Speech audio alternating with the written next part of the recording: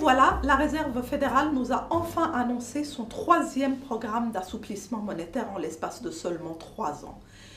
Autant dire qu'elle va de nouveau imprimer des quantités illimitées de dollars pour acheter des obligations américaines, des obligations adossées à des hypothèques de qualité médiocre, et que le bilan de la Banque centrale américaine est en train de gonfler tellement qu'il va bientôt atteindre 4 000 milliards de dollars, c'est-à-dire le quart du PIB américain. Tout se passe exactement comme lors de la crise précédente. La bulle des actifs financiers est en train de se regonfler puisque l'indice des actions américains Standard & Poor's est remonté très haut. Il est à des sommets, presque 1500 points. Et donc on voit que ces liquidités supplémentaires que les banques reçoivent, elles les prêtent à peine à l'économie réelle, mais elles les replacent surtout dans les actifs financiers. Le pétrole également va gonfler, l'or, les métaux, les grains, les céréales. Et donc nous allons assister à une énorme bulle sur les bourses et les matières premières à cause de toutes ces liquidités, en même temps qu'on va voir regonfler une bulle immobilière. Car la Banque centrale américaine n'a trouvé d'autres moyens de relancer la croissance qu'en soutenant, en administrant et en portant à bout de bras le marché immobilier et le marché des obligations américaines.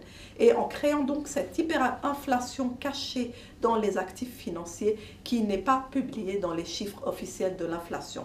Une situation tout à fait explosive qui va amener le reste du monde à subir bientôt le krach obligataire de la dette souveraine américaine, une crise beaucoup plus grave que la crise de l'euro, que j'ai annoncé déjà dans mon livre La fin du dollar en avril 2011 et qui est aujourd'hui très proche d'arriver, peut-être après les élections présidentielles américaines, mais il est certain que la Banque centrale américaine, en rachetant indéfiniment des obligations, ne pourra jamais sortir de cette politique. En effet, avec 4 000 milliards de dollars sur son bilan, le jour où elle voudra sortir de ses actifs, où elle voudra les vendre, qui donc va acheter les actifs défaillants dont la Fed ne veut plus? Elle est aujourd'hui le seul acheteur sur le marché des obligations souveraines américaines et de l'immobilier américain.